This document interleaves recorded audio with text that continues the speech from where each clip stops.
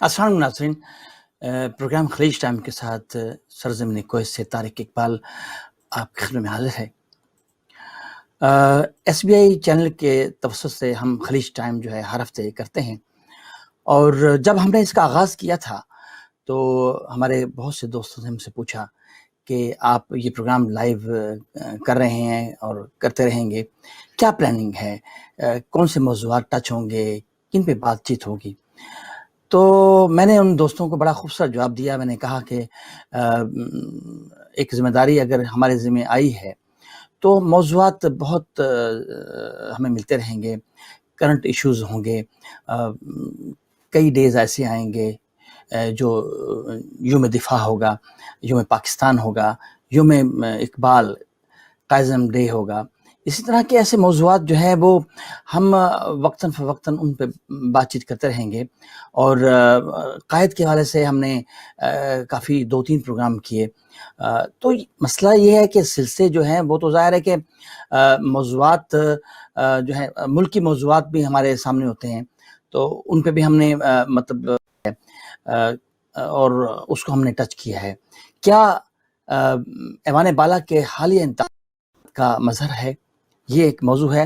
پھر ہم ملک کی بڑھتی ہوئی مہنگائی کے حوالے سے جو معاشی بدحالی ہے اس پہ بھی بات کریں گے کہ اس میں حکومت کا آنے والے دنوں میں کیا پلان ہے، اور پھر جو متحدہ پی ڈی ایم کے حوالے سے جو ہے ان کی ایکٹیویٹیز ہیں آنے والے دنوں میں، کچھ مارچ وغیرہ یہ کچھ کرنا چاہتے ہیں۔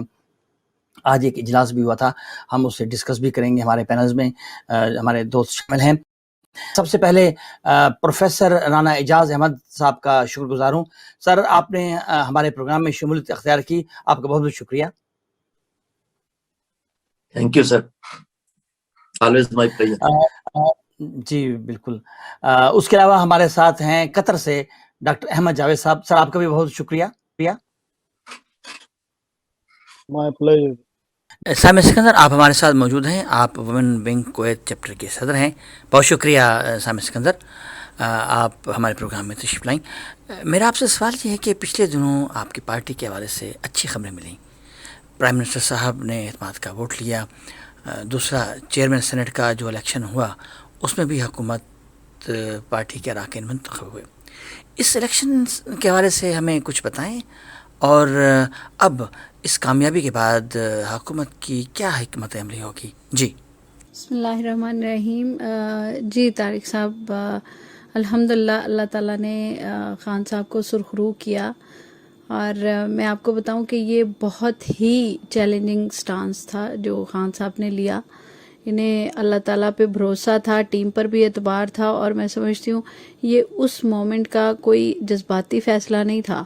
انہوں نے یہ فیصلہ بڑے پر اعتماد ہو کر لیا تھا، اور الحمدللہ کامیاب ہوئے۔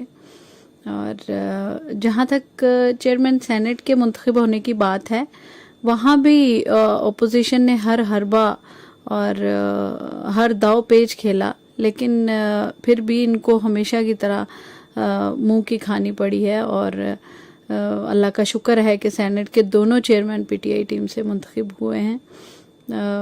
سو جیسا کہ آپ نے سوال کیا کہ اب اس کے بعد کی کیا حکمت عملی ہوگی، تو میں آپ کو کلیئر کروں کچھ چیزیں کہ انشاءاللہ اب وہ سب کام آسان ہو جائیں گے جن کے لیے خان صاحب کی راہوں میں ہمیشہ رکاوٹیں کھڑی کی جاتی رہی ہیں، اور ابھی خان صاحب کھل کے کام کر سکیں گے۔ بل جب پیش کیے جاتے تھے تو اس کو پاس کروانے میں بہت ساری ہرڈلز ہوتی تھی، سو وہ کم یا بالکل ختم ہو جائیں گی۔ اور میں سمجھتی ہوں ایکچولی ہوتا کیا ہے کہ بل پاس بھی ہو جائے، لیکن چیئرمین سینٹ اگر اپوزیشن پارٹی کا ہوتا ہے تو وہ اس بل کو اس کے پاس اختیارات ہوتے ہیں کہ وہ اس بل کو ڈیلے کر دیتا ہے، یا اس کام کو خراب کر سکتا ہے، یا اس پورے پروسیس کو روک سکتا ہے۔ تو لیکن چونکہ چیئرمین سینٹ اپنا ہے تو یہ سب ہرڈلز نہیں آئیں گی۔ اب سب سے پہلے تو خان صاحب کیا کریں گے کہ ایک کڑے احتساب کا بل لے کے آئیں گے، جس کو پہلے ہمیشہ ریجیکٹ کیا گیا ہے، لیکن اب یہ لوگ تیار ہو جائیں، جتنا کھایا ہے اس کو اگلنا پڑے گا۔ جی رانا اعجاز صاحب، آپ ہمیں یہ بتائیں کہ یہ جو آج بریکنگ نیوز آپ نے بھی ہمیں دی ہے اور ویسے بھی یہ چیز اوورال پوری دنیا میں آ چکی ہے کہ آج جو پی ڈی ایم کا اجلاس ہوا ہے اس میں کیا کچھ ہوا، مطلب کیا یہ توقعات تھیں ایسی کہ ایسا ہوگا؟ تو جیسے آپ کو پتہ ہی ہوگا، میں نے ایک پروگرام پہلے بھی کیا تھا، اس میں بھی میں نے یہی بات کہی تھی کہ پی ڈی ایم ایک ایسا اتحاد ہے بیسیکلی جو کہ اس میں کوئی اتحاد ہے ہی نہیں، وہ سب اپنی اپنے مفادات کی جنگ لڑ رہے ہیں. اور آج جو اس کا جو بلی تھیلے سے باہر آ گئی ہے، کیونکہ زرداری صاحب نے اعلان کہہ دیا ہے کہ اگر ہم اکٹھے نہیں ہوں گے تو ہمیں جیل جانا پڑے گا. صرف یہ زرداری صاحب نے اب نہیں کہا، اگر آپ کو یاد ہو مولانا فضل الرحمان صاحب نے یہ بہت پہلے جب یہ اس تحریک کا آغاز کیا گیا تھا اس وقت ہی یہ بات کہہ دی تھی. تو یہ بات تو کلیئر ہے کہ پی ڈی ایم کبھی بھی عوامی مسائل کے لیے جنگ نہیں لڑ رہی تھی، بلکہ ان کے اپنے مفادات تھے اور ہیں جس کے لیے وہ اکٹھے ہوئے ہیں.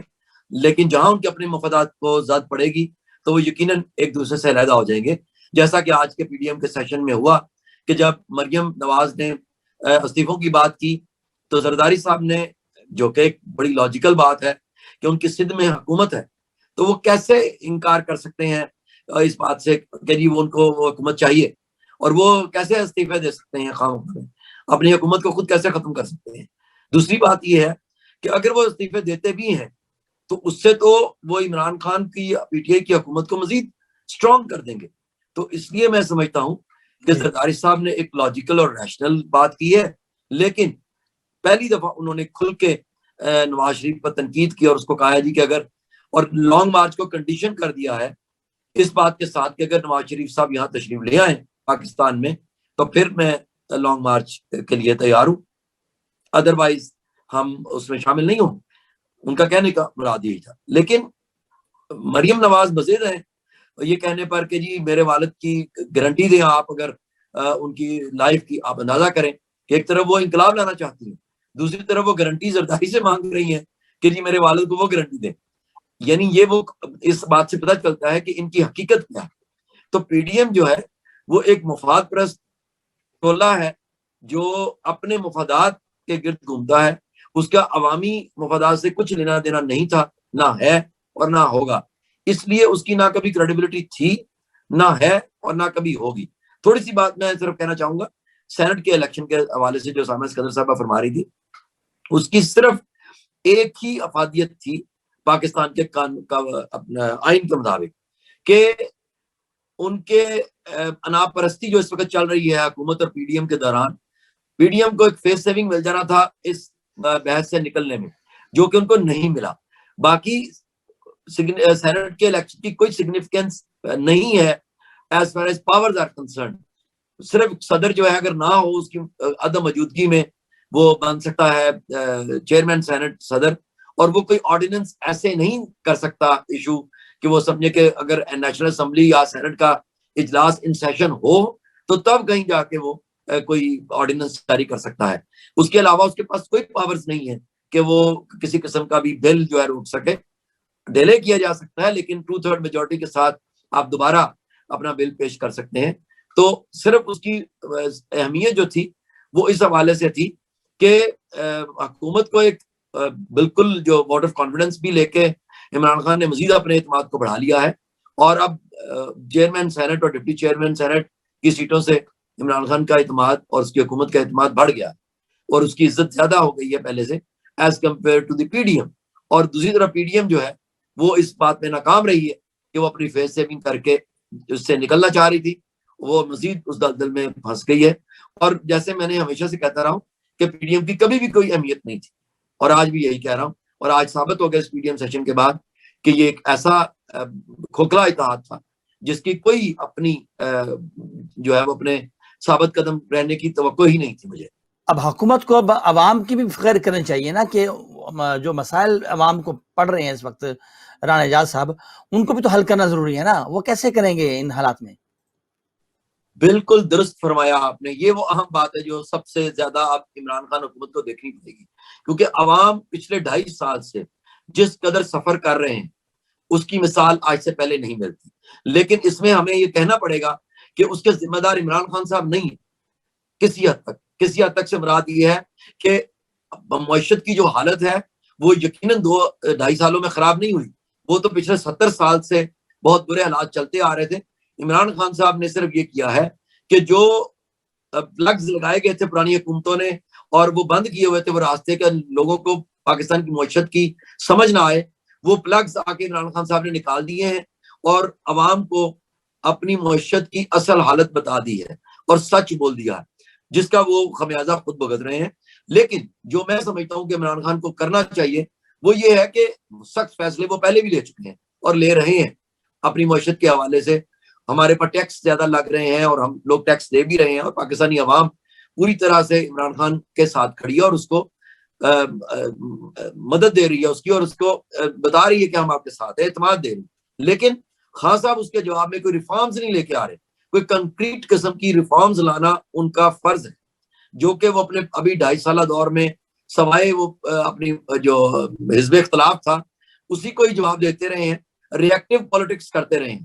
اب عمران خان صاحب کو پرو ایکٹیو ہونا پڑے گا اور پرو ایکٹیو ہو کر ریفارمز لانی پڑیں گی جو کہ عوام کو ریلیف اس سے مل سکے. اور خاص طور پہ اگلے اس مہینے میں جو رمضان کا مہینہ شروع ہو رہا ہے اس میں تو خاص طور پہ ان کو عوام کو ریلیف دینا پڑے گا, گو کہ انہوں نے 7 ارب کا پیکج ایک انٹروڈیوس کروا رہے ہیں.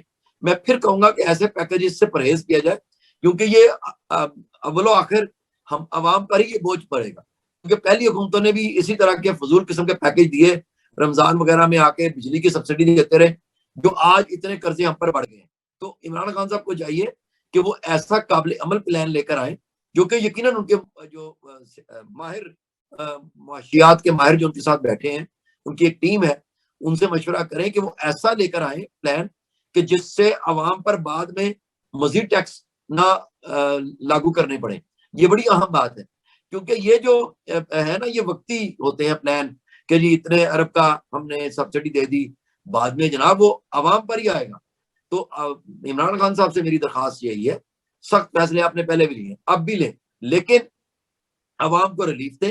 کم از کم اس عید کا مہینہ اور رمضان کا مہینہ, عید کے بعد اگر آپ جا کے کوئی اپنی وہ قیمتیں بڑھانا چاہتے ہیں جو جس کو آپ کو بڑھانی پڑیں گی, آئی نو دیٹ, کیونکہ اس وقت آپ کی معیشت کی حالت یہ ہے کہ اس کو اب اس پہلے گڑھے سے نکالنا ہے جس میں یہ گری ہوئی.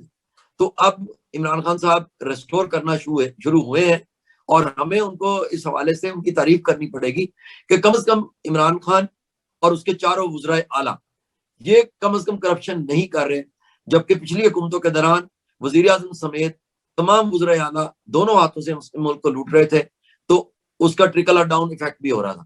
اب کیونکہ میں یہ سمجھتا ہوں تھوڑی سند کے ساتھ کہ عمران خان اور اس کے جو وزرائے اعلیٰ ہیں وہ اس وقت کرپشن نہیں کر رہے, اور اس کا ٹرکل ڈاؤن ایفیکٹ ضرور ہوگا, اور انشاءاللہ آپ دیکھیں گے کہ اگلے 2.5 سالوں میں اس کا امپیکٹ پورے ملک پر نظر آئے گا.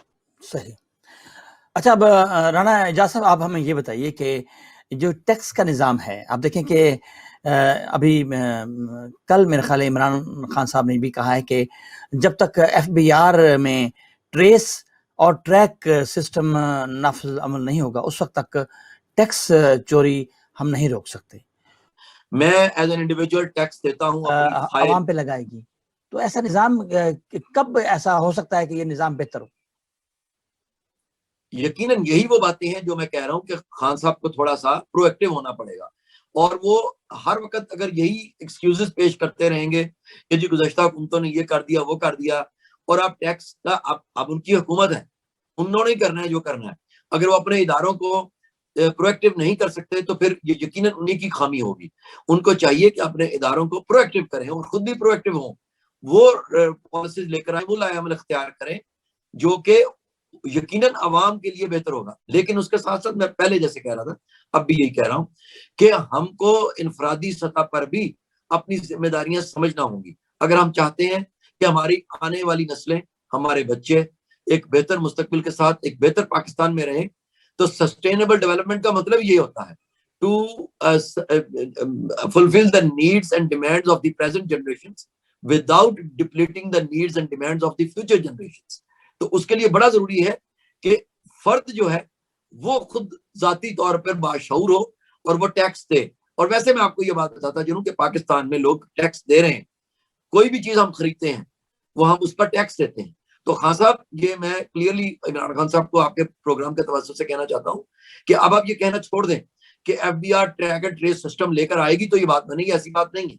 اب کم از کم ہم سب جتنا ہم پر ٹیکس ہے خرید و فروخت کے حوالے سے وہ ہم پے کر رہے ہیں، اور ٹریک اینڈ ٹریس سسٹم جو ہے اس کو آپ ایکٹیو کریں، اور وہ آپ پر، وہ حکومت کی ذمہ داری ہے اس کو جلد سے جلد ایکٹیویٹ کرنا. اور یہی ایک طریقہ کار ہے کہ جس سے آپ بہتر ایک معیشت کا جو ہے آنے والے وقتوں میں لے کر آ سکتے ہیں. صحیح بات کی آپ نے، بالکل.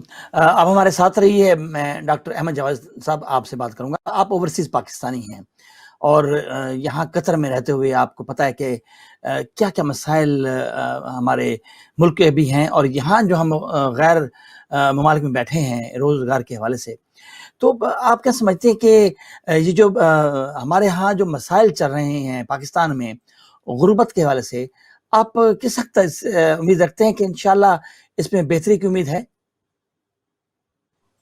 جی بسم اللہ الرحمن الرحیم. من بنیادی طور پر دیکھیے، بحیثیت پاکستانی اور دیار غیر میں رہنے کے باوجود جو دوسری قوموں کے بیچ میں ہم جب رہتے ہیں تو بہت شدت سے اس چیز کا احساس ہوتا ہے کہ ہماری قومی سطح پر جو ہماری اخلاقی پستی ہے اس کا اندازہ یہاں سے لگا لیے. جو حال ہی میں جو سینٹ کے الیکشن ہوئے ہیں اور جو بندر بانٹ ہوئی ہے وہاں پر، اور مفاد پرست ٹولے نے جو ایک چیز کو ثابت کیا ہے کہ ہم نے جو الیکٹورل پروسیس سے اپنے لیڈران کو جو چنا تھا وہ صرف اپنے مفاد ان کے لیے عزیز ہیں، قوم کی کوئی بہتری ان کے لیے کوئی ان کے ایجنڈے میں نہیں ہے. اور دوسری بات کو اگر یہ دیکھ لیا جائے کہ دیکھیے، غربت خود سے ایک علامت ہے اس چیز کی کہ جو اس وقت حاکمین وقت جو ہیں اس قوم کے، وہ کتنا انصاف کے ساتھ کام کر رہے ہیں. یہ قرآن بھی اس چیز کی جو ہے، اگر اس کی دلیل قرآن سے بھی لی جائے تو قرآن میں بھی اللہ بالکل سبحانہ وتعالیٰ فرماتے ہیں کہ جیسی قوم ہوتی ہے ویسے اس کے حکمران ہوتے ہیں. غربت اصل میں مس مینجمنٹ کے نتیجے میں نہیں ہوتی. میرے تجربہ یہ تحقیق یہی کہتی ہے کہ وہ اخلاقی پستی کی وجہ سے ہوتی ہے. اگر آپ دنیا کا بہترین چیک اینڈ بیلنس لے کر آ جائیں، تو بہترین ٹیکسیشن سسٹم کو لے کر آ جائیں، بہترین کنٹرول سسٹم آپ مانیٹرنگ کا امپلیمنٹ کر دیں، تب بھی یہ مسئلہ حل نہیں ہوگا جب تک وہ لوگ، وہ قوم، وہ ذمہ داران اس سارے معاملے کو ذمہ داری سے پوری طرح نبھائیں گے نہیں. وہ سنجیدگی سے اس اپنی جنریٹ کر لیں، وہ سب کرپشن کی نظر ہو جائے گا. تو ہمیں اصل میں اپنی اخلاقی بنیادوں کو ٹھیک کرنا ہے. ہماری بنیادی جو اساس ہے ایک پاکستانی کی، اس کو اگر ہم صحیح نقطہ نظر سے یا صحیح روشنی میں یا صحیح پیمانے سے سمجھیں اگر، تو وہ یہ ہے کہ ہم نے یہ ملک جو ہے وہ اللہ سبحانہ وتعالیٰ سے اللہ کا نام بلند کرنے کے لیے لیا تھا، اسلام کے نام پر. پاکستانی ایک ہونے کی ایک بنیادی تعریف یہی ہے کہ وہ بہترین مسلم ہو، مسلمان ہو، جو اللہ پر توکل کرتا ہو، اللہ کا خوف خدا رکھتا ہو. تو اگر وہ رکھنے والا اپنے حکمرانوں کو دن رات گالیاں نکالے اور خود جو ہے اپنی کچھ نہ کرنے کا وبال بھی جو ہے وہ دوسروں کو ذمہ دار ٹھہرائے، تو یہ اسلام کی تعلیم نہیں ہے. اسلام کی تعلیم یہ ہے کہ ہم اپنی ذات کو چھوڑ کے دوسروں کے لیے جئیں، اجتماعیت کو پروان چڑھائیں، ایک دوسرے کا خیال رکھیں. تو ہمیں اخلاقی بنیادوں سے مراد مطلب یہ ہے کہ ہم ایسا جو جوڈیشل سسٹم لے کر آئیں جس میں سب کو انصاف پہنچے، اور دوسرا ہم اپنا جتنا بھی الیکٹورل پروسیس ہے اس کو اتنا شفاف رکھیں کہ ہم جو اپنی لیڈران کو جو چننے کا جو معاملہ ہے وہ اتنا سنجیدہ ہے کہ ہم ان کو چن کے اپنا قوم کا مستقبل جو ہے اس کا ہم فیصلہ لے رہے ہوں. اگر میں میرے نزدیک ہمارے وزیر اعظم محترم عمران خان صاحب کی جو ہے میں بہت زیادہ رسپیکٹ اس وجہ سے کرتا ہوں کہ اس طرح کے ویژنری شخصیات اس قوم کی ضرورت تھیں اور ہیں، جو کہ قوم کے ساتھ مخلص ہیں. لیکن جیسا کہ محترم رانا صاحب نے فرمایا کہ کسی ایک آدمی کا کام نہیں ہے. یہ ہم جو ہے وہ ایک دوسرے کا اپنی جو غلطیاں ہیں دوسرے کے سر پہ پھینکنے کے بجائے اپنے آپ کی اگر تصحیح و اصلاح پہ غور کریں تو ہم جو ہے وہ ان کے شانہ بہ شانہ کھڑے ہو کے ایسے وہ عناصر جو سینٹ میں بیٹھے ہیں اور قوم سے کوئی بالکل مخلص نہیں نظر آتے، اور یہ جو کرپشن کا جو معاملہ ہے، غربت کا یہ عالم ہے کہ ہم جو ہے وہ بالکل جو بدترین سطح سے بھی نیچے گر گئی ہے ہمارا جو ہے وہ ریونیو جو انڈیکس ہے. تو اس معاملات کو سامنے رکھتے ہوئے ہمیں اس چیز کا بالکل اجتماعی طور پہ ازالہ کرنا چاہیے کہ سب سے پہلے ہم اپنی ذات کی اصلاح کریں، پھر دوسروں کے ساتھ جو ہے مل جل کے اجتماعی طور پہ اس کو بہتر کریں. اخلاقی سطح پر بہتر یہ ہے کہ ہم جو ہے وہ دین اسلام کی تعلیمات کے اوپر عمل کرنے میں ہی ہماری نجات ہے. چاہے وہی بات ایک دفعہ پھر میں ہائی لائٹ کرنا چاہوں گا آپ کے پروگرام کے توسط سے، جتنے بھی عمران خان صاحب تک ہماری اگر آواز پہنچے کسی طرح، وہ یہ ہے کہ ہمیں ٹیکسیشن سسٹم ہمارے پاس آلریڈی بہت بہترین ہے، ہمارے پاس ٹیلنٹ کی کمی نہیں ہے، ہمارے پاس جو جتنے بھی منسٹرز ہیں یا جتنے بھی ہمارے جو یونیورسٹیز جو اپنا کام سر انجام دے رہی ہیں وہ سب بہت اچھا ہے، لیکن ہمیں اجتماعی طور پر اخلاقی بنیادوں کے اوپر ہمیں جو ہے اپنی اصلاح کے لیے کام کرنا چاہیے، جس کے لیے ضروری یہ ہے کہ ہم اسلامی تعلیمات کو سامنے لے کر آئیں. آج اگر ہمارا بچہ اس کو اگر اس چیز کا ہمیں اسلامک ہیروز کے نام کا بھی پتہ نہ ہو تو ہم کس طرح ہم یہ کہہ سکتے ہیں، کلیم کر سکتے ہیں ہم کہ مسلمان ہیں. اور پاکستان جو اسلامی مملکت ہے، جو دین اسلام کا جو ہے وہ قلعہ ہے مانا جاتا ہے پوری دنیا میں، اور ایک واحد نیوکلیئر پاور ہے. ہمیں اپنی بین الاقوامی سطح پر اپنی حیثیت کو سمجھنا چاہیے، اور جو توقعات ہیں بین الاقوامی سطح پر دوسری قوموں کے ہمارے ساتھ، جو دوسرے مسلم ممالک کی، اس کو سمجھتے ہوئے ہمیں ذمہ داری کا جو ہے اس سے کام لینا چاہیے. ایک تو ہمیں قرآن کی تعلیم کو عام کرنا چاہیے، دوسری ہماری جو گھریلو معاملات ہیں اس میں جو ہے وہ دینی تعلیمات کو رواج کرنا چاہیے، اور جو جتنے بھی انسٹیٹیوشنز ہیں ان میں بڑھ چڑھ کے اپنا کنٹریبیوشن دیں. اور آخری بات، جو ہمارے جو سیاستدان ہیں یا ہمارے جو دانشوران ملت ہیں، ان کو میں آپ کے پروگرام کے توسط سے پیغام دینا چاہتا ہوں کہ برائے کرم خدا کا واسطہ ہے کہ اس قوم کو قوم رہنے دیں. ہمیں لسانیات کی بنیاد پر اور یہ علاقے کی بنیاد پر تقسیم در تقسیم نہ کیا جائے. ہمیں پاکستانی ہی رہنے میں ہمارا فخر ہے اور ہماری نجات. صحیح بات کی آپ نے، ماشاء اللہ.